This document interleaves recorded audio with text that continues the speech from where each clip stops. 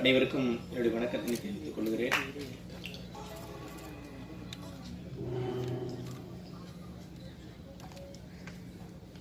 இது என்ன பேசுறதுன்னு தெரியல, ஆனாலும் எல்லோருக்கும் நன்றி சொல்ல கடமைப்பட்டிருக்கிறேன்.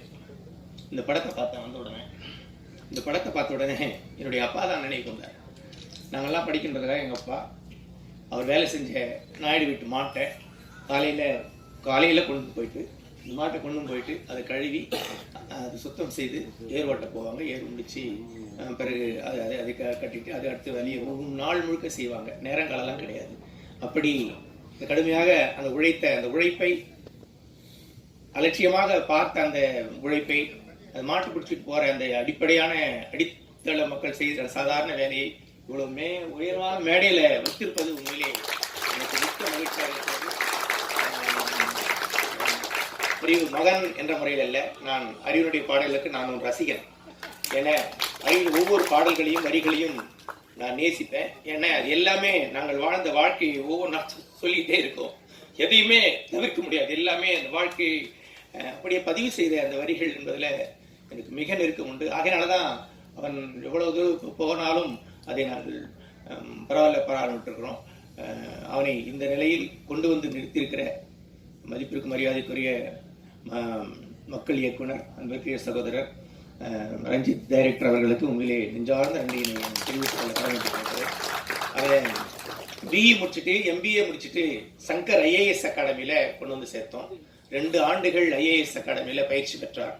இன்னும் ஒரு 6 மாதத்துல IAS எக்ஸாம் எழுதி அவன் ஒரு நல்ல வேலைக்கு போயிடுவான் என்ற நம்பிக்கையோட அவனை அண்ணா நகரில் சங்கர் IAS அகாடமியில் சேர்த்தோம். ஆனால் அது நிறைவேறுவதற்குள்ளாலே இப்படிப்பட்ட ஒரு வாய்ப்பு வந்தது. அந்த வரிகள் மிக சிறப்பாக இருந்தது. எங்கள் மனைவிக்கு ரொம்ப கெட்டியாக இது இல்லை அந்த பாதையிலிருந்து மாறக்கூடாது என்பவர் கெட்டியாக இருந்தாங்க. எனக்கு சமூகத்தின் வரிகளாக இருக்குது, நல்ல வரியாக தான் இருக்குது. படிச்சுட்டு மட்டும் வந்து என்ன செய்ய போகிறோம், மீண்டும் சமூகத்துக்கு தானே செய்யணும், பரவாயில்ல நல்லா தான் இருக்குது செய்யட்டுன்னு ஒரு பக்கம் இருந்தாலும் நாங்கள் இருவருமே நினைச்சது ஒரு அதிகாரியாக போகணும் அப்படின்னு தான் நினைச்சிருந்தோம். உண்மையிலேயே இப்படி வராமல் அந்த எக்ஸாம்லாம் எழுதியிருந்தாங்கன்னா நல்ல ஒரு அதிகாரியாக போயிருப்பான் என்ற நம்பிக்கை எங்களுக்கு உண்டு. ஆனாலும் இன்றைக்கு அதிகாரிகளாக இருந்து கொண்டு பெரிய அளவில் சமூகத்திற்கு இது பேச முடியாது, செய்துவிட முடியாது என்ற பல அனுபவங்களை நாம் பார்த்திருக்கிறோம். அந்த அடிப்படையில் அவன் செய்திருக்கின்ற இந்த வேலைகள் எல்லாவற்றுக்கும் அவனுக்கு ஒரு நல்ல மேடை அமைத்து அவனுடைய வரிகளை அனுமதித்து அவனை ஒரு பாடகராக எழுத்தாளராக மாற்றி அமைத்திருக்கிற டைரக்டர் ரஞ்சித் அவர்களுக்கு உண்மையிலேயே நாங்கள் குடும்பத்தின் சார்பில் மீண்டும் மீண்டும் நன்றியை தெரிவித்துக் கொள்ள கடமைப்பட்டிருக்கிறோம். நாங்கள் சொல்ல வேண்டிய செய்திகள் பலவற்றை அவர் குடும்ப ரீதியாக பல செய்திகளை சொல்லியிருக்காங்க. பல்வேறு மன உளைச்சல்கள் அவனுக்கு ஏற்பட்ட போதெல்லாம் உண்மையிலே நான் எனக்கு சொல்லும் போது உடனே நான் சரி நீ அண்ணன்கிட்ட சொன்னியாடான்னு தான் கேட்பேன். இல்லை அண்ணன்கிட்ட சொல்லியிருக்கிற அண்ணன் இப்படி வழி சொல்லியிருக்கிறாரு, பொறுத்துக்கடா சொல்லியிருக்கிறாரு, இதெல்லாம் வரணும்டா சிம்பிளா எடுத்துக்கடான்னு சொல்லியிருக்காரு. அந்த மாதிரி அவர் தட்டி கொடுத்து அவனை தொடர்ந்து பாதுகாத்து இந்த வழியில கொண்டு வந்து சேர்த்திருக்கிறார். உண்மையிலே அவருக்கு நான் மிகுந்த நன்றியை தெரிவித்துக் கொள்ள கடமைப்பட்டிருக்கிறேன். சங்கர் IAS அகாடமியிலிருந்து காஸ்டஸ் கலெக்டிவ்ஸ்ல ரஞ்சித் டைரக்டர் உருவாக்கிய அந்த காஸ்டஸ் கலெக்டிவ்ஸ்ல ஒரு பாடகராக, ஒரு பாடல் எழுதுகிறவராக, பாடலை பாடுகிறவராக உருவாக்கிய அந்த நாளை நான் எண்ணி பார்க்கிறேன். உண்மையிலே அந்த நாளே முதலா நாங்கள் சென்னைக்கு ஒரு பாடல் பாடுற நிகழ்வுக்கு வந்து உட்கார்ந்து பார்த்து எங்களுக்கு அந்த முதல் நிகழ்வு. ஆனால் அந்த நிகழ்வுல பல முக்கியஸ்தர்கள்லாம் எதிரில் உட்கார்ந்ததை நான் பார்த்துருக்கிறேன். பல பெரும் தலைவர்கள் உட்கார்ந்துருக்கிறாங்க. ஏராளமான கூட்டங்கள் வந்தாங்க. அவன் அறிவு பாடிக்கிட்டு இருக்கான். இவ்வளோ பேர் அதை ரெகனைஸ் பண்றாங்க. அது உண்மையிலேயே எங்களுக்கு மிகப்பெரிய தும்பாக இருந்தது. அது இல்லாமல் சமூக நோக்காடு இருந்தது. அது கூட எங்கள் அப்பாவுடைய வாழ்க்கையே வரியா வரும். உன் பாட்டனெல்லாம் வச்சாண்டா என் பாட்டனுக்கு வேட்டு, அதனாலதான்டா கொடுக்குறாங்க கோட்டாவில் சீட்டுன்ற பாட்டெல்லாம் ஏதோ சும்மாவெல்லாம் வந்துடல. அன்னைக்கு என் அப்பா உழைச்ச உழைப்பெல்லாம் கணக்கு போட்டு பார்த்தா நாங்கள் சம்பாதிக்க வேண்டியதே இல்லை. அவ்வளோ பாக்கி இருக்கு, எங்களுக்கு தர வேண்டிய பாக்கி அவ்வளோ உழைப்பு இருக்கு. அவரெல்லாம் காலையில் அதிகாலை எழுந்த உடனே 6 மணிக்கு போயிடுவாங்க. இரவு 10 மணிக்கு தான் வீட்டுக்கு வருவாங்க. இடையில அந்த அவருடைய அந்த பம்ப் செட் இருக்கிற நாயுடு வீட்டில் முழு நேரமா எந்த வேலை வேணா எல்லா வேலையும் செய்வாங்க. கொட்டாய சாணி அறி விட்டாங்க, மாட்டை கொண்டு விடுவாங்க, திரும்ப கொள்வாங்க, திரும்ப அவர்கள் என்ன வேலை சொல்ற எல்லா வேலையும் செய்ய படியாள்காரன் பேர் இருக்கு. அப்படி செய்வாங்க. மாதம் முழுக்க மாதத்துக்கு 8 மரக்கால்கள், அவ்வளவுதான்.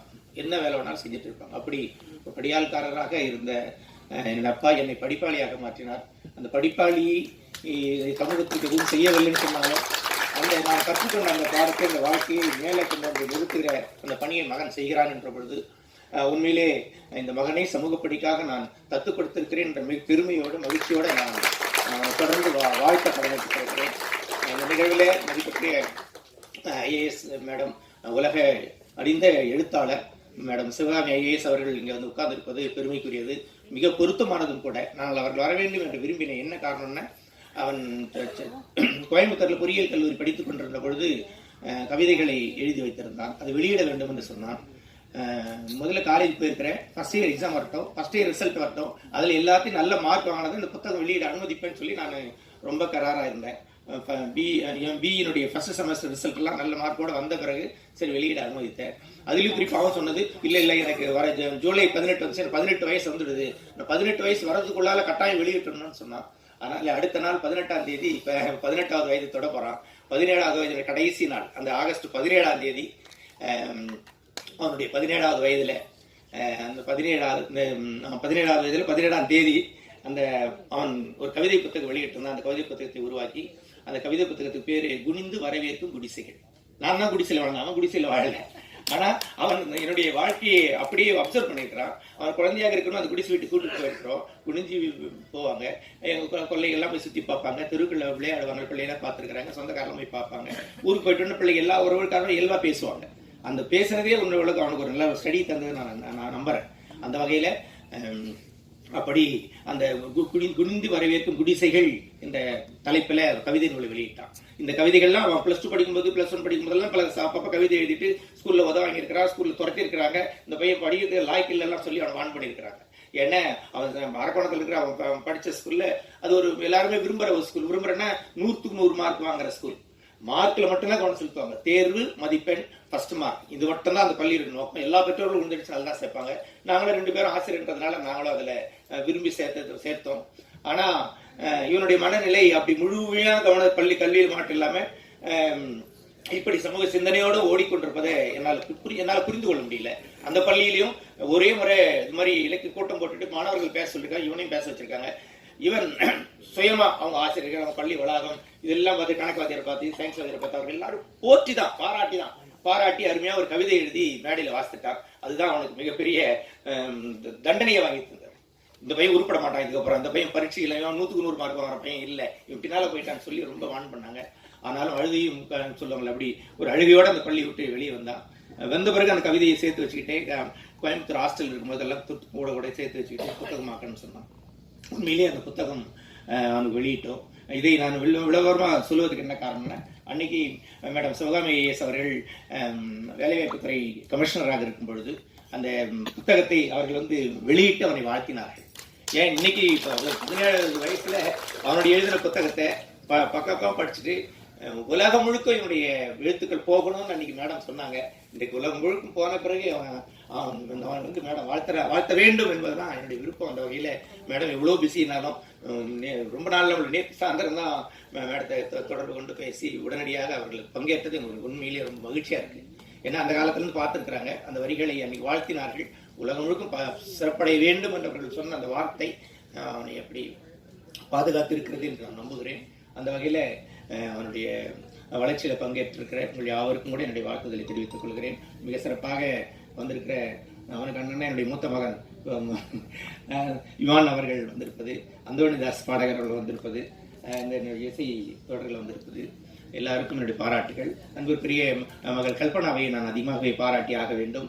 உண்மையிலே அவன் கலங்குகின்ற பொழுதெல்லாம் வார்த்தையாலும் பல்வேறு தளங்களிலே அவனை பாதுகாப்பதில் அவர்கள் முனைந்து பங்கேற்று அவருக்கு பெரிய உதவிகளை செய்து ஒரு உடுக்கை இழந்தவன் கைபோல் அங்கே இடுக்கண் களைவதாம் நட்பு என்று திருவள்ளுவர் சொன்ன மாதிரி எப்பெல்லாம் அந்த உதவி தேவை அந்த மாதிரி நேரங்கள்ல உதவுகின்ற ஒரு நல்ல நண்பராக இருப்பதில் நான் மகிழ்ச்சி அடைகிறேன், அவர்களை பாராட்டுகிறேன். அவர் மட்டுமல்ல, எப்போவுமே இருக்கிற அந்த சந்தன கார்த்தி மற்ற அங்க இருக்கிற பாலச்சந்தர், அந்த டீம் எல்லாரையும் நான் மீண்டும் மீண்டும் பாராட்டுகிறேன், வாழ்த்துகிறேன். எல்லோருமே ஒரு குடும்பமாக அவனை தங்கியிருக்கிற வீட்டுக்கு வந்துட்டு சொன்னா எல்லாருமே கும்பலாவே இருப்பாங்க. எப்பயுமே தனியா பார்க்க முடியாது. சரி இங்கதான் தனியா பார்க்கல, வீட்டுக்கு வராடே, சரி அவங்ககிட்ட ஏதாவது ஒரு வார்த்தை பேசணும்னு பார்த்தா 4 பேரோட வீட்டுக்கு வருவார். அவங்ககிட்ட எந்த ரகசியமும் எப்பவுமே பேச முடியாது. அந்த மாதிரி ஒரு படையோட இருப்பதில் எனக்கு பெருமை. அது மாத்திரம் இல்லாம ஏதோ இந்த இள வயதில் மாணவர்கள் என்னையோ எப்படியோ பாதி மாறி போகின்ற காலமாக இருக்கிறதை நம்ம எல்லாரும் அறிந்திருக்கிறோம்.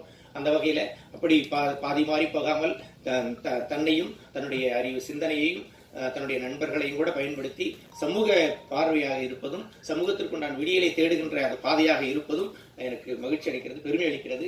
அந்த வகையில இதில் பங்கேற்றிருக்கிற உதவி செய்த எல்லோரையும் இந்த நேரத்தில் நான் பாராட்ட கடமைப்பட்டிருக்கிறேன். அது மாத்திரம் இல்லாம எங்க மாமியாரே வள்ளியம்மா, என்னுடைய துணைவியாருடைய அம்மா, அதாவது பாட்டி இல்லையா, அம்மம்மா. நாங்கள் 2 பேரும் பள்ளி, நான் கல்லூரியில் பேராசிரியர், என் மனைவி பள்ளி தலைமை ஆசிரியர் இருக்கிறாங்க. நாங்கள் 2 பேரும் குழந்தைகளை பராமரிப்பதில் எங்களுக்கு ரொம்ப, அதாவது நேரம் கிடையாதுன்னு சொல்றோம், எல்லாரும் சொல்ற மாதிரி நேரம் கிடையாது. ஆனாலும் அந்த பொறுப்பு எல்லாம் எங்க மாமியார் தான் எடுத்துக்கிட்டாங்க. அதனால என்னுடைய மகனையும் மகளையும் அவர்கள் பொறுப்பேற்றுக் கொண்டார்கள். அன்பாக அவர்கள் தான் வளர்த்தெடுத்தார்கள். எனவே பெற்றோர்களை விட என்னை அதிகமாக தூக்கி வளர்த்தெடுத்த பாட்டியை மறந்துவிடக்கூடாது என்ற நன்றி உணர்வோட அவர்களை தூக்கி நிறுத்தியிருப்பது உண்மையிலே பெருமையாக இருக்கிறது. அது மிக சிறந்த நன்றி உணர்வு என்று நான் நம்புகிறேன். என்னுடைய கடமையும் கூட அதில் சேர்ந்து அடங்கியிருப்பதாக நான் உணர்கிறேன். அந்த வகையில பங்கேற்ற என்னுடைய அப்பா வந்திருக்கிறார். அவர்கள் எல்லாம் கடுமையாக உழைப்பை செலுத்தியவர்கள். நான் பட்ட கஷ்டம் பிள்ளைகள் படக்கூடாது என்று சொல்லி வழக்கமாக சொல்லுவாங்கல்ல, அதை நேரடியாக என்னை ஆளாக்கியதில் பெற்றோர்கள் அப்படி அர்ப்பணிப்பாக இந்த வேலையை செய்திருக்கிறார்கள். அவர்கள் உருவாக்கி இருக்கிறார்கள், நன்றி சொல்லுகிறேன். குறிப்பாக என்னுடைய தம்பி வந்திருக்கிறார், ஆள வந்திருக்கிறார், தம்பி மனைவி செய்ய வந்திருக்கிறாங்க. அவர்கள் எல்லாமே நான் குடும்பமாக, தனித்தனி குடும்பமாக இல்லாமல் எல்லாரும் குடும்பமாக ஒரே சிந்தனையாக பிறருக்கு உதவுவதும் சமூக பணி ஆற்றுவதும் தான் என்னுடைய குடும்ப நெறியாக நாங்கள் வாழ்ந்து வருவோம். அதனால் நாங்கள் மகிழ்ச்சியாக இருக்கிறோம். என்னுடைய தங்கை வந்திருக்கு, லைலா வந்திருக்கிறது. ஒரு பாட்டில் எங்கள் தங்கை கூட வச்சு ஆட வச்சிருக்கிறான். அதெல்லாம் அப்படி ஒரு பதிவு இருக்கு இல்லை, அது ஒரு நன்மை தான் என்னைக்கா இருந்தாலும். அது மாதிரி என்னுடைய மகள் டாக்டர் கனிமொழி வந்திருக்கு. என்னுடைய மருமகன் வந்திருக்காரு, டாக்டர் சிவராஜ் 2 பேரும் வந்திருக்கிறாங்க.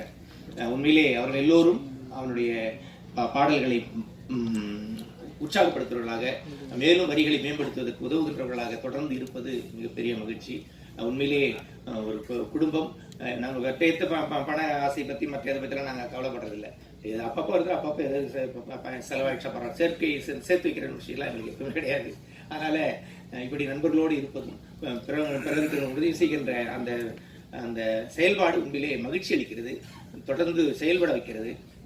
இன்னும் கூட நிறைய செய்ய வேண்டி இருக்கிறது. நான் அரக்கோணத்தில் அடிக்கடி அம்பேத்கர் பிறந்தநாள் விழாவில் மாலை நேரத்தில் பாண்டிச்சேரியிலிருந்து தலித் சுப்பையா அவர்களை கூட்டு வந்து கலை நிகழ்ச்சி நடக்குவோம். தலித் சுப்பையா அவர்கள் ஒரு இசை போர் நடத்துவார்.